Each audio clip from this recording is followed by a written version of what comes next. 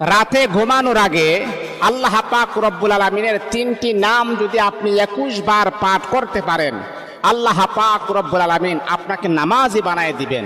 এমনকি আপনার চেহারার ভিতরে আমার আল্লাহ এমন কিছু নূর দান করবেন, এমন কিছু আলো আমার আল্লাহ দান করবেন, যেই কোনো মানুষ আপনার চেহারার দিকে তাকাইলেই সেই মানুষটা বুঝতে পারবে যে আসলে আপনি একজন ভালো মানুষ, আপনি একজন পবিত্র মানুষ।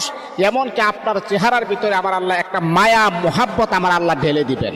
রাতে ঘুমানোর আগে কমাস কম আল্লাহ পাকের এই 3টি নাম আমি আপনি যদি 21 বার পাঠ করতে পারি, আপনাকে নামাজি বানাই দিবেন। আল্লাহু আকবার, আল্লাহু আকবার।